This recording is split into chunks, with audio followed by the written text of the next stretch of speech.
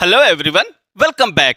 तो चलिए preposition series के आज के इस वीडियो में हम लोग जानते हैं एक नए प्रीपोजिशन के बारे में, और वो नया प्रीपोजिशन है टू। जी हाँ, टी ओ, जिसका हिंदी मीनिंग आप लोग मालूम नहीं क्या क्या निकालते होंगे, और आपको उसका हिंदी मीनिंग निकालने का प्रयास करना भी नहीं चाहिए, क्योंकि आप जब भी ऐसा कुछ प्रयास करेंगे ना तो निश्चित रूप से आप गलतियां करेंगे, क्योंकि उसकी कोई एक मीनिंग तो होती नहीं, दो भी नहीं होती, तीन भी नहीं होती, तो फिर कितनी होती हैं? बहुत सारी होती हैं। 15 तो मैंने यहाँ पर लिख दी हैं। जरा देख लीजिए, जहाँ कहीं भी किसी भी सेंटेंस में आप टू का प्रयोग करेंगे वहाँ पर इनमें से कोई एक मीनिंग वहाँ पर हो सकती है, और अगर आपने हिंदी मीनिंग निकालने का प्रयास किया तो फिर कॉन्सेप्ट आपका रह जाएगा पीछे, और अगर आपने कॉन्सेप्ट के अकॉर्डिंग इस टू का प्रयोग नहीं किया तो फिर वो गलत हो सकता है, बार बार गलत हो सकता है, हर बार गलत हो सकता है। तो बस अब आज से आपको गलतियां नहीं करनी है, क्योंकि मैं आपको वो सारे कॉन्सेप्ट्स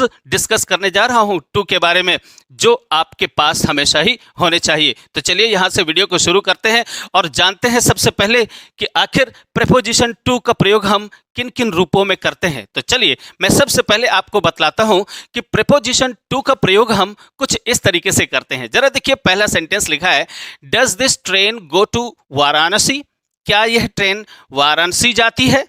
अब आप इस टू को आप यहाँ पर इसका कोई हिंदी मीनिंग कुछ ऐसा निकालने का प्रयास बिल्कुल भी ना करिएगा। क्या यह ट्रेन वाराणसी को जाती है? ऐसा को, ये तो बिल्कुल फालतू की चीज़ है, इसका कोई मीनिंग नहीं होता है। इनफैक्ट अगर वर्ब के बाद में ये टू लगा हुआ है, किसी भी ऐसी वर्ब के बाद में जो मूवमेंट को शो करती है, और उस टू के बाद में अगर कोई नाउन रखा है, वो नाउन जो प्लेस है, ठीक है ना, तो वहां पर उसका कुछ मीनिंग दूसरा होता है। क्या क्या मीनिंग्स होते हैं, बड़ा ही इंटरेस्टिंग होने वाला है। आप इस वीडियो को पूरा का पूरा देखिएगा। अच्छा, दूसरा सेंटेंस आप देखते हैं, आई वुड लाइक टू सी। यहां पर आपने टू सी का प्रयोग किया है। देखिए, I would like to see the film, मैं इस फिल्म को देखना चाहता हूं, तो यहां पर भी टू लगा हुआ है, और ये वर्ब की फर्स्ट फॉर्म है, राइट। यहाँ पर टू लगा है, बट यहाँ पर नाउन है। तो आप तो जानते ही हैं कि प्रीपोजिशन एक ऐसा वर्ड होता है जो किसी नाउन के ठीक पहले आकर उस नाउन का रिलेशन वाक्य में प्रयुक्त हुए किसी दूसरे शब्द से रिलेट करता है या शो करता है। तो फिलहाल यहाँ पर ये तो हुआ प्रीपोजिशन, बट यहाँ पर ये जो टू लगा हुआ है, यहाँ पर इसको प्रीपोजिशन नहीं बोलते हैं, यहाँ पर इसे पार्ट ऑफ इन्फिनिटिव बोलते हैं, या फिर अगर आप उसे एक अलग नाम देना ही चाहें तो आप इंग्लिश ग्रामर में उसे पार्टिकल बोलते हैं। क्या बोलते हैं? Particle, right. अब ये क्या होता है, इसके यूजेस क्या होते हैं, किसी अलग वीडियो में ही मैं आपको डिस्कस करूंगा। आज इस वीडियो में मैं आपको डिस्कस करने जा रहा हूं टू नामक इस प्रीपोजिशन को, यानी जहां कहीं भी हम टू का प्रयोग करेंगे तो किस रूप में? टू एज अ प्रीपोजिशन, ठीक है। एक प्रीपोजिशन के रूप में हम टू का प्रयोग कहाँ कहाँ पर करते हैं, और किन किन सेंस को या किन किन भावों को प्रकट करने के लिए करते हैं, उनका मतलब क्या होता है, उसका कॉन्सेप्ट क्या होता है। तो ये सब कुछ बड़ा ही इंटरेस्टिंग होने वाला है। मेरे साथ बने रहेंगे तो निश्चित रूप से आप टू के बारे में कुछ ऐसी बातें जानेंगे जो आज से पहले तो आप लोगों ने कभी सुनी भी नहीं होंगी। तो चलिए शुरू करते हैं। सो कम ऑन गाइज, देखते हैं पहला कॉन्सेप्ट, पहला मीनिंग। देखिए बोर्ड में क्या लिखा हुआ है, in a direction toward so as to reach. ध्यान दीजिए, ये पहला सबसे कॉमन इसका यूज है, टू का यूज, जिसका सेंस कुछ ऐसा होता है। देखिए यहां पर इसका क्या मतलब है, मैं आपको समझाने का प्रयास करता हूं। जब कोई भी व्यक्ति या कोई भी वस्तु एक स्थान से किसी दूसरे स्थान को मूव करती है, यानी मूवमेंट होता है, ठीक है ना, तो उस मूवमेंट को शो करने के लिए किसी डायरेक्शन की ओर, किसी दिशा की ओर उस मूवमेंट को शो करने के लिए टू का प्रयोग किया जाता है। वहां पर उसकी दो मीनिंग्स हो सकती है, उसको बहुत अच्छे तरीके से समझने का प्रयास करिएगा। जरा सेंटेंसेस पढ़िए और देखिए और समझिए। देखिए यहां पर मैंने मीनिंग्स भी लिखी हुई हैं। मीनिंग तो वही है, इन द डायरेक्शन ऑफ, ठीक है ना, यानी जब कोई वस्तु, कोई व्यक्ति एक स्थान से किसी दूसरे स्थान की ओर मूव करता है तो उस मूवमेंट को दिखाने के लिए आपको टू का प्रयोग करना होता है, और वो टू वास्तव में या तो डायरेक्शन को शो करता है, यानी या फिर वो डेस्टिनेशन, यानी कोई भी वस्तु या व्यक्ति है किसी डेस्टिनेशन की ओर मूव कर रहा है। डेस्टिनेशन का मतलब होता है गंतव्य स्थल, राइट।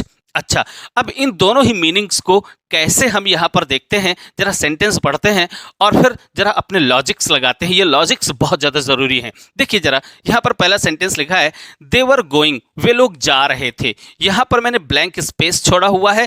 इसका मतलब है कि यहाँ पर किसी प्रपोजिशन की ज़रूरत हो सकती है, नहीं भी हो सकती है। मैं उस बात को भी जरा डिस्कस करूँगा। फिर इसके बाद टाउन ऑन द बस, वह है बस से कस्बे की ओर, यहाँ पर इन द डायरेक्शन ऑफ।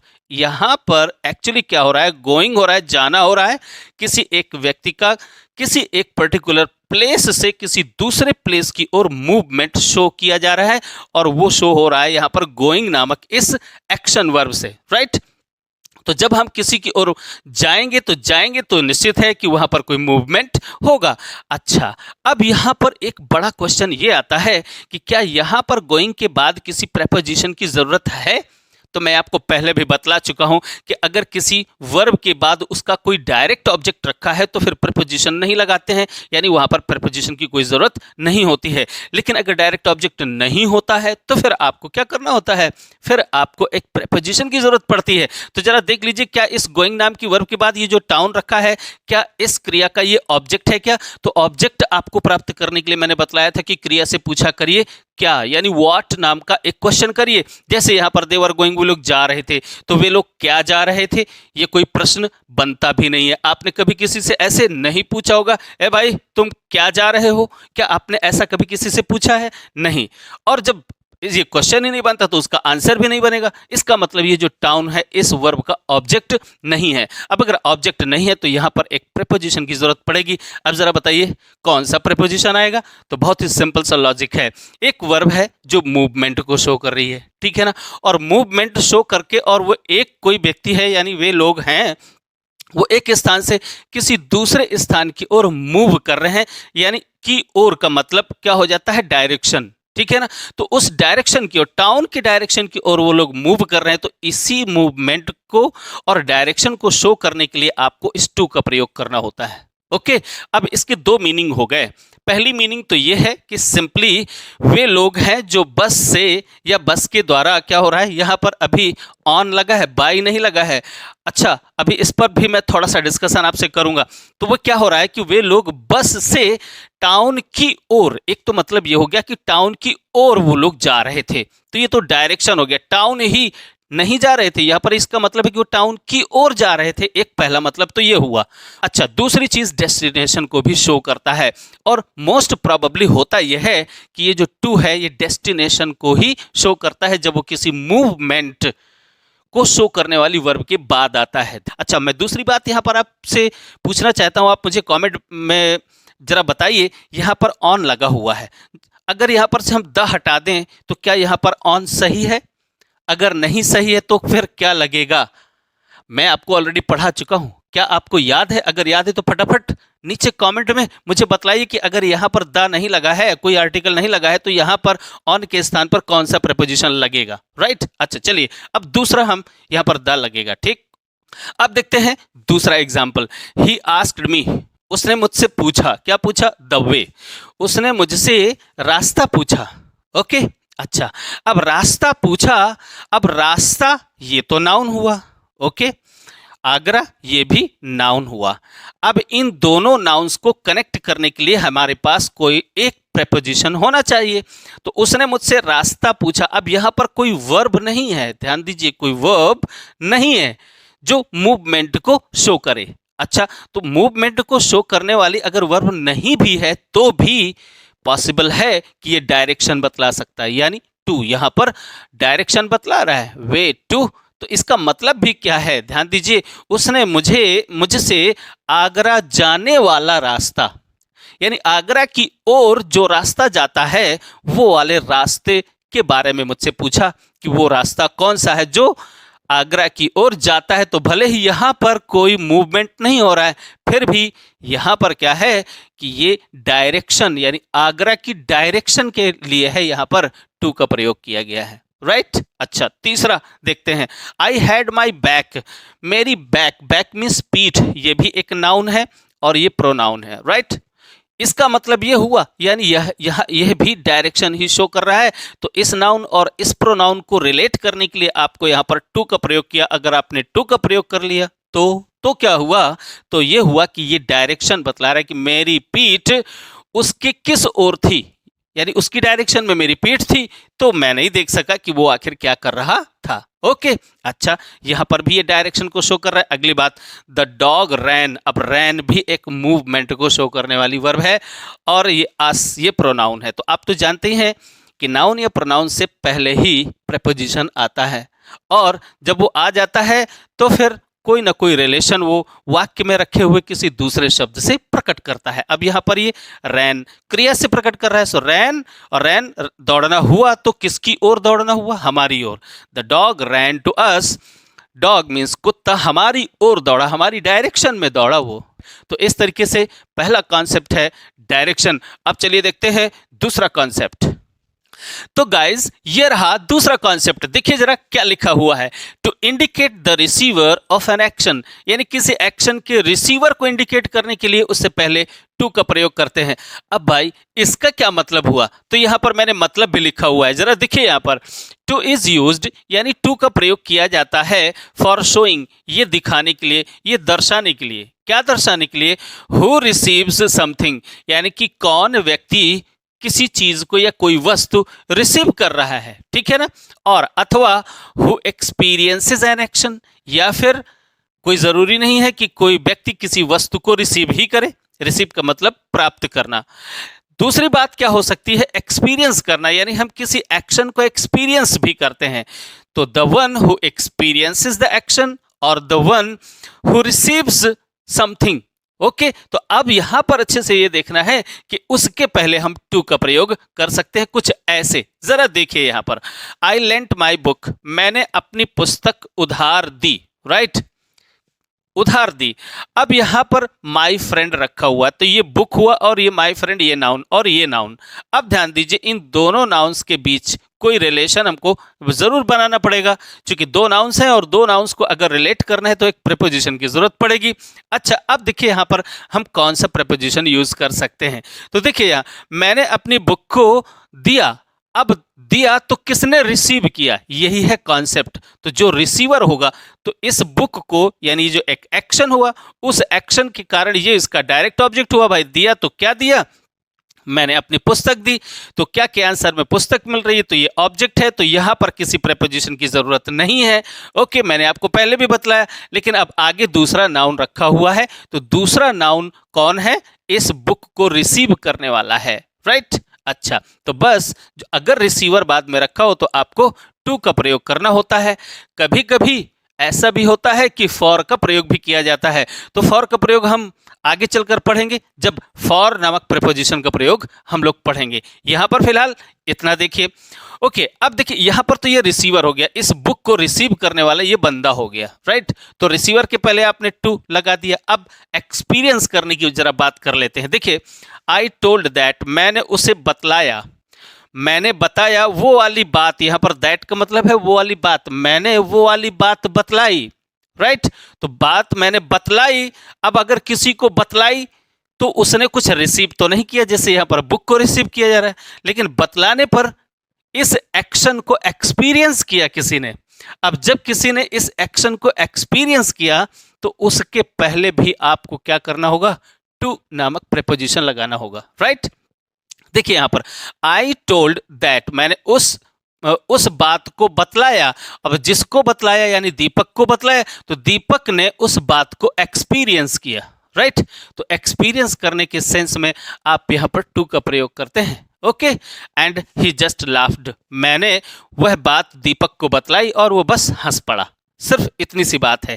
तो यहां पर एक्शन के एक्सपीरियंस को जो महसूस कर रहा है वो बंदा, उस बंदे से पहले आपको टू का प्रयोग करना होता है। तो ये दो कॉन्सेप्ट हैं, यानी एक ऐसा व्यक्ति जो एक्शन को एक्सपीरियंस करे, या फिर एक ऐसा कोई व्यक्ति जो किसी चीज को रिसीव करे, ठीक है ना।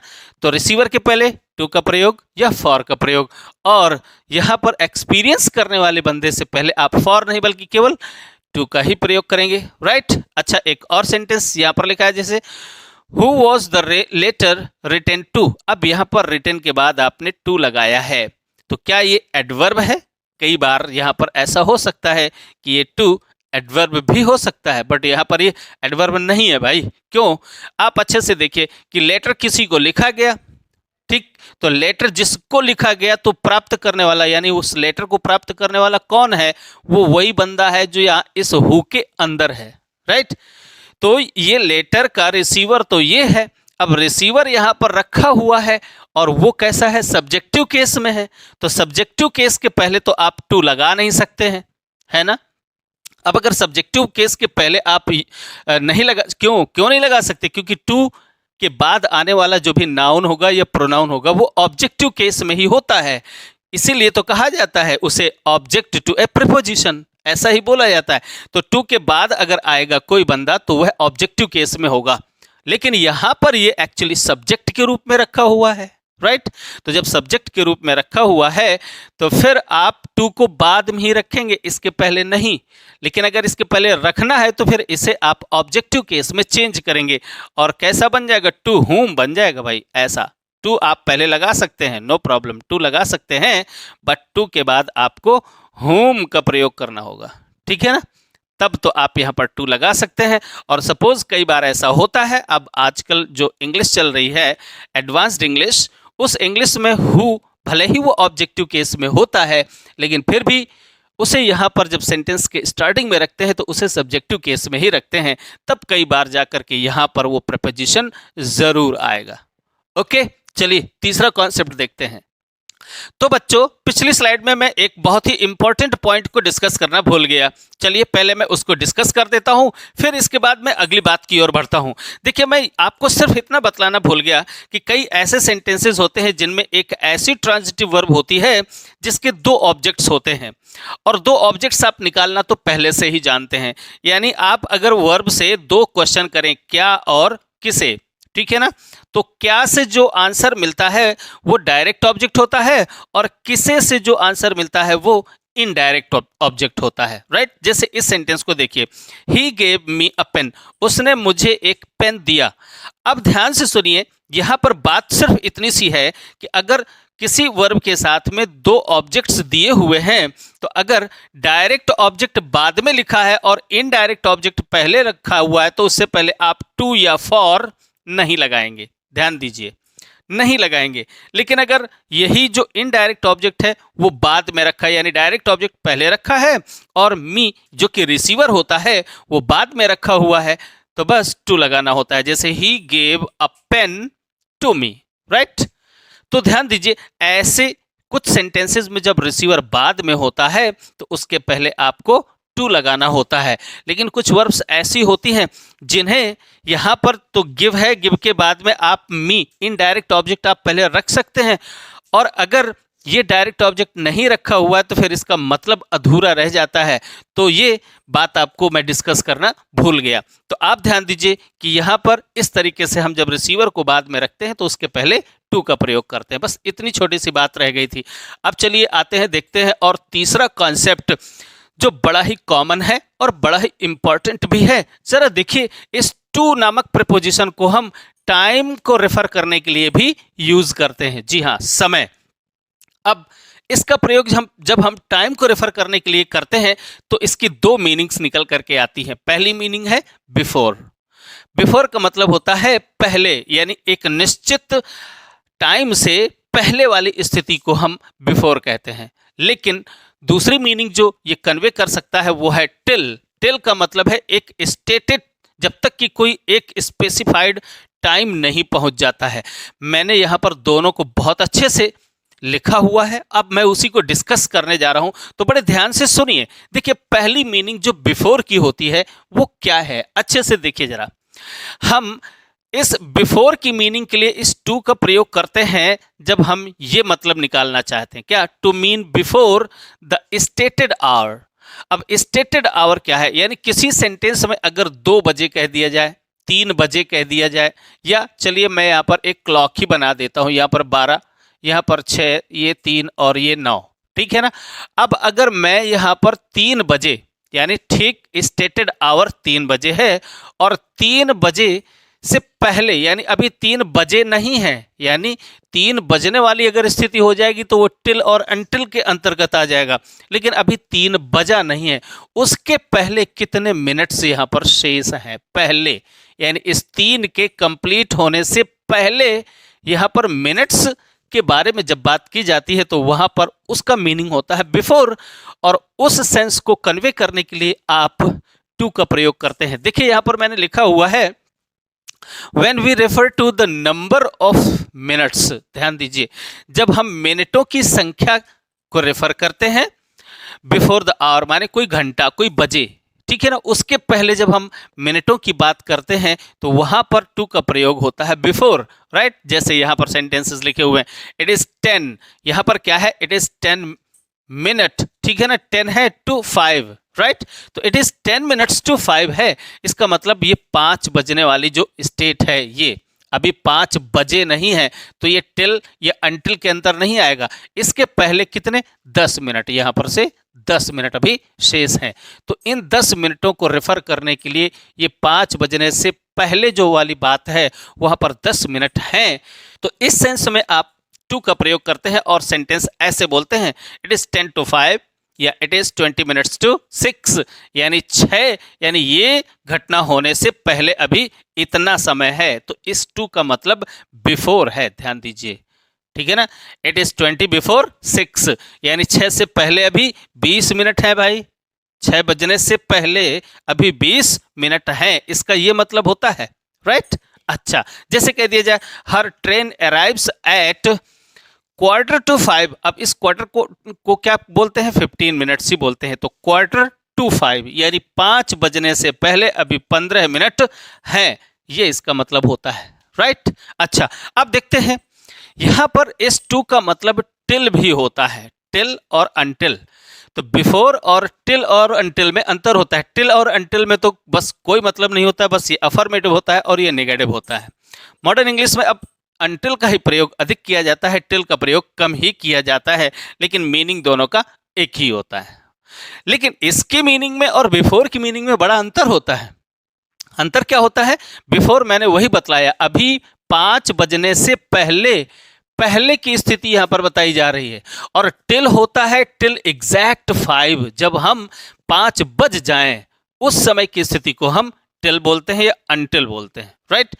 अच्छा, इसका प्रयोग इस सेंस में कैसे किया जा सकता है, यहां पर मैंने एक कॉन्सेप्ट लिखने का प्रयास किया है और उस कॉन्सेप्ट को मैं यहां पर एक्सप्लेन करने जा रहा हूं, बड़े ध्यान से सुनिएगा। देखिए, अनटिल ए पर्टिकुलर टाइम, देखिए टू का प्रयोग हम करते हैं किसी पर्टिकुलर टाइम तक के अर्थ में, यानी टिल का मतलब होता है तक, यानी कोई एक पर्टिकुलर टाइम का नाम दिया होगा, जैसे पर्टिकुलर टाइम हम बोल देते हैं, जैसे कह दिया जाए दिवाली, होली, दशहरा या कोई इंडिपेंडेंस डे, ये क्या है, एक पर्टिकुलर टाइम का नाम है ना। जब कोई एक विशेष दिन आ जाता है उसका नाम है ये पर्टिकुलर टाइम, और उस पर्टिकुलर टाइम जब वो पहुंच जाए उस समय की बात को कन्वे करने के लिए। अच्छा, अभी ये आपको समझ में आएगा जब एग्जाम्पल दूंगा। दूसरी चीज है, केवल टाइम अकेले नहीं, यहां पर स्टेट का मतलब कोई अवस्था होती है, ठीक है ना, कंडीशन होती है, ये अवस्था होती है। स्टेट में अगर हम पहुंच जाएं, उस स्टेट तक पहुंचने तक के अर्थ में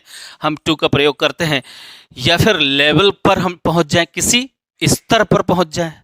ये सब बातें आपको अभी शायद कम समझ में आएंगी, जरा ये एग्जाम्पल्स पढ़िए तो ये तीनों ही बातें आपको समझ में आ जाएंगी। देखिए यहां पर क्या लिखा है, इट इज ओनली 2 days, केवल 2 दिन हैं, किसके लिए, अनटिल होली, यानी होली के आने तक अभी 2 दिन हैं, ठीक है ना, तो 2 दिन बचे हुए हैं और जब होली आएगी, ये है उसका मतलब। तो आप यहां पर इस अनटिल की मीनिंग को कन्वे करने के लिए टू का प्रयोग कर सकते हैं कुछ ऐसे, it is only 2 days to Holi, यानी होली जब तक आए, यानी उस पर्टिकुलर दिन से पहले अभी 2 दिन है, राइट। अच्छा, इस बात को देखिए, अनएम्प्लॉयमेंट हैज राइजन, अनएम्प्लॉयमेंट बेरोजगारी बढ़ चुकी है, कितनी बढ़ चुकी है, इस लेवल तक बढ़ चुकी है, ये लेवल है, ध्यान दीजिए 50 मिलियन का लेवल ये बढ़ चुका है, यानी ये लेवल पहुंच चुका है। यहां पर भी 5 नहीं बजा था, ध्यान दीजिए, 5 बजने वाली स्थिति यहाँ पर नहीं थी जो मैं डिस्कस कर रहा था। यहाँ पर ये 50 मिलियन का लेवल हो चुका है, ठीक है ना। तो ये राइज कर चुकी है इस लेवल तक, यानी टिल के सेंस में है यहाँ पर, ठीक। तो यहाँ इस टिल की मीनिंग को कन्वे करने के लिए आप टू का प्रयोग कर सकते हैं। क्या? Unemployment has risen to 50 million.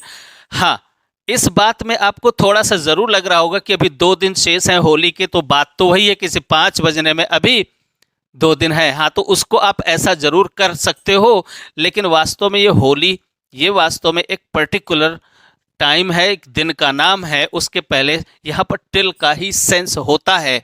लेकिन यहाँ पर आपको स्पष्ट रूप से समझ में आ रहा होगा कि जब 50 मिलियन की स्टेट पहुँच गई है, या 50 मिलियन का जब लेवल पहुँच गया है, उस लेवल को बतलाने के लिए आप यहाँ पर टू का प्रयोग कर रहे हो। यानी अगर टू का प्रयोग कर रहे हो तो यहाँ पर टिल या अनटिल के मीनिंग को कन्वे करने के लिए आप कर रहे हो। अगला एग्जाम्पल और अच्छी तरीके से आपको वो बात साबित कर देगा कि यहाँ पर टिल और बिफोर में क्या डिफरेंस होता है। देखिए जरा यहाँ पर, ही वॉज हैंग्ड, उसे फांसी पर लटकाया गया। कब तक लटकाया गया? टिल डेथ, डेथ, जब तक कि उसकी ये स्टेट नहीं हो गई। ये स्टेट है, देखिए जरा, उसे फांसी पर लटकाया गया, टिल डेथ, यानी ये जब तक नहीं आई तब तक उसे फांसी पर लटकाए रखा गया, यह है इसका मतलब।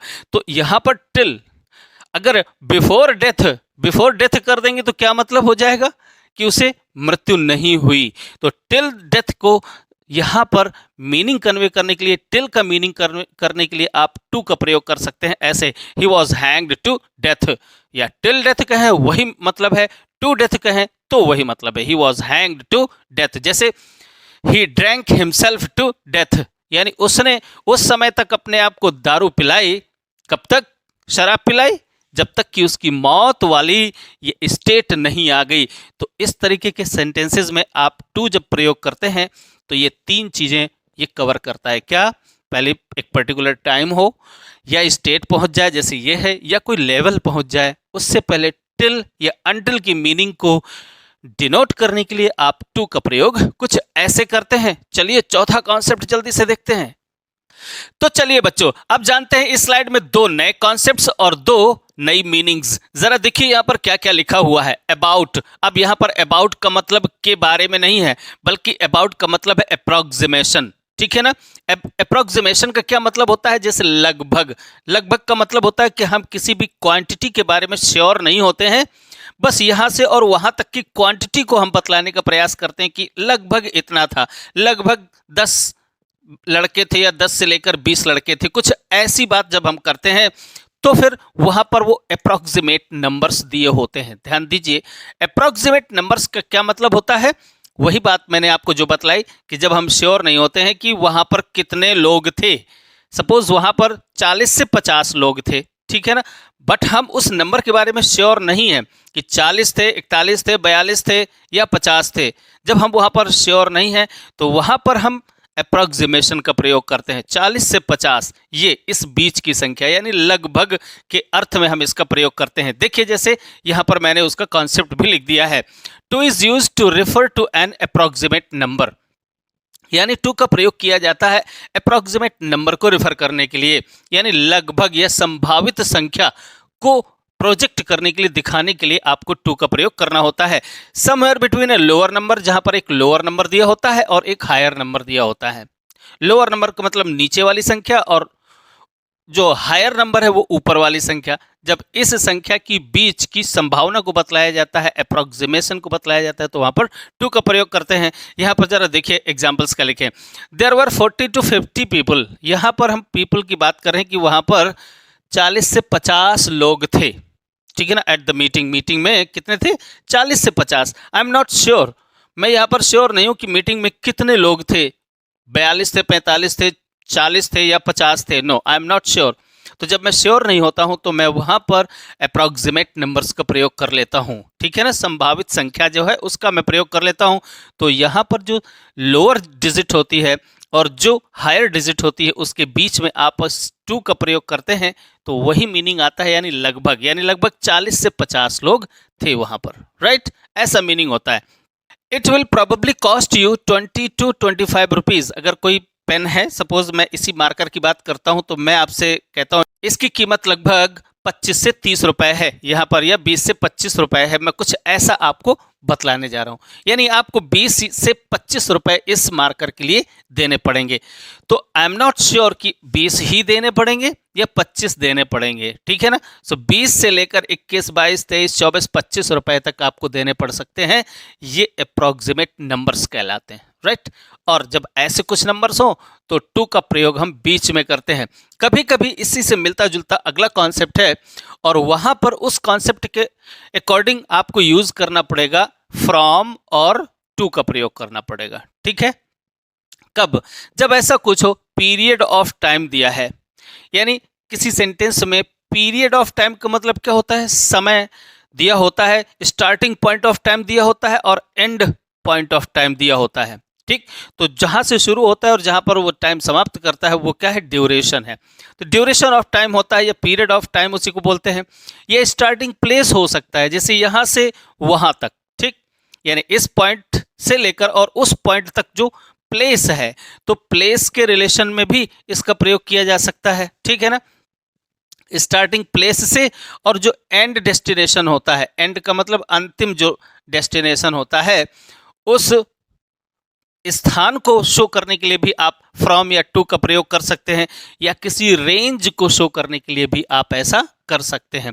अब ये तीनों ही चीजें क्या है, जरा एग्जांपल्स के थ्रू इनको समझने का प्रयास करिए। देखिए यहाँ पर मैं क्या कह रहा हूँ, I like all kinds of music, मुझे हर प्रकार का म्यूजिक पसंद है। अब म्यूजिक की रेंज है, कहाँ से? क्लासिकल से लेकर के, ठीक है ना। मैं यहाँ पर बोल रहा हूँ क्लासिकल, वो रेंज कहाँ से आ रही है? वो क्लासिकल से लेकर और यहाँ तक मॉडर्न रैप।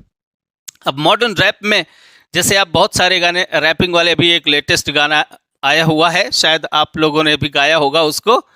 क्या बोलते हैं उसको? मैं नहीं तो कौन बे, ये एक रैप गाना आया हुआ है। तो इस तरीके के रैप्स तक मुझे पसंद है, ठीक है ना। तो अगर मैं बोलता हूँ उस क्लासिकल म्यूजिक से लेकर के और यहाँ इस रैपिंग स्टाइल के जो गीत हैं, ये एक रेंज हो गई, ये म्यूजिक की एक रेंज है। तो अगर इस रेंज को बतलाया जाता है तो पहली वाली जो रेंज है उससे पहले आपको फ्रॉम का प्रयोग करना होता है, और जो लिमिट, एंड लिमिट है, उससे पहले आपको टू का प्रयोग करना होता है। तो आप ऐसे बोलेंगे, मुझे हर तरीके के म्यूजिक पसंद हैं, क्लासिकल से लेकर और आजकल के जो रैप म्यूजिक है वो भी, वहां तक मुझे पसंद है। तो ये रेंज को शो कर रहा है। देखिए, वी ओनली वर्क, हम केवल काम करते हैं कब से कब तक? Monday to Friday. तो ये देखिए, ये क्या है? ये है स्टार्टिंग पॉइंट ऑफ टाइम, यानी मंडे से शुरू होता है मेरा काम करना और वो कहाँ तक जाता है? फ्राइडे तक। तो ये क्या है? Period of time. इससे पहले आप फ्रॉम का प्रयोग करेंगे और इसके बाद आप टू का प्रयोग करेंगे, राइट। जैसे वी वॉच्ड द प्रोग्राम, हमने उस प्रोग्राम को देखा, कब से? बिगिनिंग से, ठीक है ना, स्टार्टिंग पॉइंट। तो फ्रॉम लगाएंगे आप, from the beginning to end, ऐसे फ्रॉम बिगिनिंग टू एंड आप ऐसे बोलेंगे। तो ये भी क्या है? पीरियड ऑफ टाइम ही है, शुरुआत से लेकर और अंत तक। ऐसे ही बहुत सारे सेंटेंसेस बोले जाते हैं, जैसे कोई ट्रेन है, मुंबई से चलकर दिल्ली तक आती है, तो मुंबई क्या हो गया? वो उसका स्टार्टिंग पॉइंट ऑफ प्लेस हो गया, और दिल्ली क्या है? उसका डेस्टिनेशन हो गया, जहां पर वो आकर रुकती है। तो this train runs from Mumbai to Delhi, ठीक। तो इस तरीके से लेकर और तक, इस मीनिंग के लिए भी आप इस फ्रॉम या टू का प्रयोग करते हैं। तो माय डियर स्टूडेंट्स, स्पेशल इस टू को पढ़ाने के लिए आपको कम से कम 2 वीडियोस तो वॉच करने ही पड़ेंगे। मैं कोशिश करूंगा कि अगले वीडियो में आपको टू से रिलेटेड सारी की सारी बातें बतला दूं, बट मुझे नहीं लगता है कि मैं सारी की सारी बातें आपको अगले वीडियो में भी आपको बतला पाऊंगा। तो इनफैक्ट अगर आपको सीखना है तो फिर आपको ये काउंटिंग छोड़ देनी होगी कि आखिर ये वीडियो कितना लंबा है, कितना लंबा तक जा रहा है, 40 मिनट का हो रहा है, 50 मिनट का हो रहा है, 30 मिनट का हो रहा है। तो ये बात आपको छोड़ देनी होगी। अगर सीखना है तो ये भी आपको छोड़ देना होगा कि इसको मैं पार्ट में, यानी एक ही वीडियो में सब कुछ आपको मिल जाए, ज़रूरी नहीं। क्योंकि मुझे अब यहाँ पर तो लिखना पड़ता है, फिर इसको इरेज करना पड़ता है, फिर इसके बाद आपको एक्सप्लेन करना पड़ता है, इतना सब कुछ मुझे करना पड़ता है, तो इसमें टाइम ज़रूर लगता है। आप लोग भी थोड़ा सा प्रयास करिए, इन वीडियोज़ को दूसरों तक पहुँचाइए, ज़्यादा से ज़्यादा बच्चे लोग देखेंगे, मेरी ग्रोथ होगी, तो मैं आपको एक डिजिटल पैनल के थ्रू अगर मैं पढ़ाना शुरू कर दूंगा तो ये टाइम जो जितना मुझे लगता है ये टाइम मेरा कम हो जाएगा, तो फिर कम समय में और ज़्यादा चीज़ें हो पाएंगी। तो खैर ये सब कुछ आपके सपोर्ट से ही होगा, और साथ ही साथ जब आप मुझे सपोर्ट करेंगे बहुत अच्छे से तो ही ये सब पॉसिबल हो पाएगा। अगर आपको मेरी टीचिंग अच्छी लगती है, कंटेंट्स अच्छे लगते हैं, तो मुझे आप ज़रूर सपोर्ट करिए। लाइक करना मत भूला करिए, अपने फ्रेंड्स के बीच में इसको शेयर करना मत भूला करिए। अगर आप इतना करते रहेंगे तो फिर मैं यूट्यूब में आगे ग्रो करता रहूँगा। बट अगर आप देख लेंगे, लाइक भी नहीं करेंगे, कमेंट भी नहीं करेंगे, शेयर भी नहीं करेंगे, तो फिर ग्रोथ नहीं हो पाती है। आप सभी लोगों को मालूम होना चाहिए कि किसी भी वीडियो को ग्रो करने के लिए ज़रूरी है कि जितने भी लोग, कम से कम वे लोग जो उसे लाइक करते हैं, सपोज आप मुझको लाइक करते हैं तो आप कम से कम एक लाइक करें, कमेंट भी ड्रॉप करें, आप साथ ही अपने फ्रेंड्स के साथ इसको शेयर भी करें, तभी मैं ग्रो कर सकता हूं। चलिए अगले वीडियो में मैं शेष बचे हुए जितने भी कॉन्सेप्ट्स हैं कोशिश करूंगा, अदरवाइज इसमें 3 वीडियो लगने हैं। चलिए अच्छा, कोई बात नहीं, फिर मिलते हैं अगले वीडियो में बहुत जल्द। तब तक के लिए बाय।